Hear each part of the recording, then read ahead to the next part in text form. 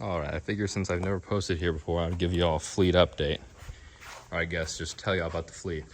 This is an 88 BMW 528e.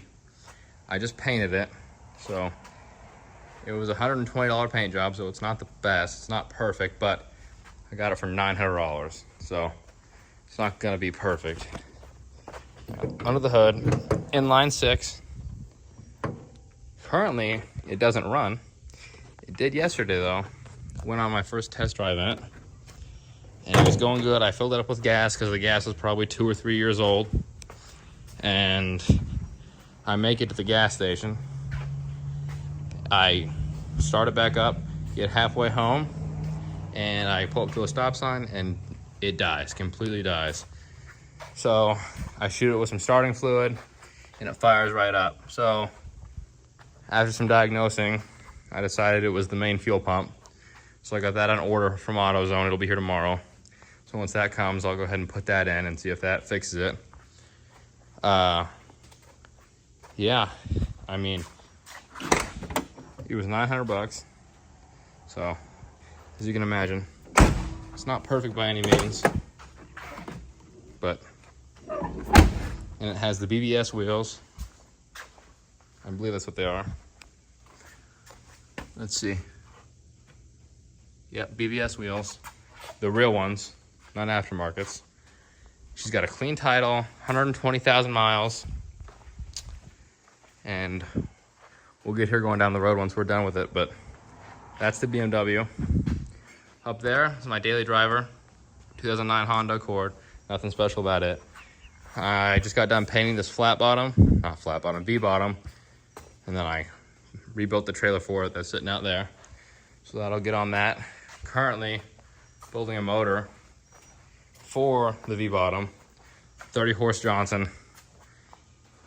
Traded it for an old Sea-Doo along with that welder. But over here we have the mini bike. Top speed 45 miles an hour. A little questionable, but it's all right. Right here we have a 66 Mustang with a 289 I'm building. It's been rebuilt once. The cylinders still look all right. I'm not gonna go have it honed or anything, or bored, sorry, I'll hone it myself. And then got the heads right here.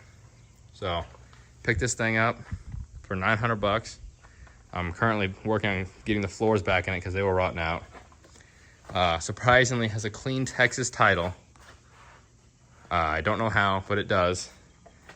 Over here I got a hood for the Mustang. I got seats for the Mustang. I got the trans for the Mustang. I got all kinds of Mustang parts up and down here, along with my Willis Jeep parts, which is up in that garage. So, and here's a go-kart I'm building. And I got a Kawasaki Ninja in there, I believe it's a 2002. And yeah, that's the fleet. I have an old square body over at my other house. And if you want to see what this is, you'll have to come back because I'll show you in a future video, but not today. And then I guess that's about it for the fleet. The last piece of the fleet is sitting right down here. That's Betty. She's a 2014 F250, sorry, F350 with the 6.2 liter gas motor. Paid $2,000 for it. Clean title, has a bad exhaust leak, but besides that, runs and drives amazing. Here's more of the 66.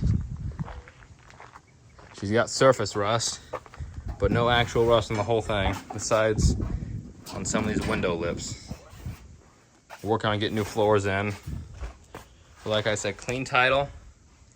I basically have all the parts to build this whole thing sitting over there, along with the 6.0 LS motor that I'm eventually gonna build and put in something stupid like a Prius or a smart car or something tiny that should not be fast.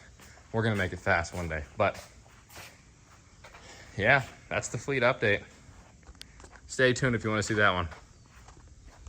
So on the BMW, I figured we would just toss a fuel pump in it because it's in line it's probably easy to replace. It's not in the tank. Well, there is one in the tank, but the main primary fuel pump is in line. See if I can get you under here. It sits right up in there. Right there. But it has a whole bracket that holds it in. It's sitting right here. So these 3 bolts, they weren't awful to get out, but the problem was this fuel pump sits way up in there, and it has these 2 electrical leads on it that you have to take off.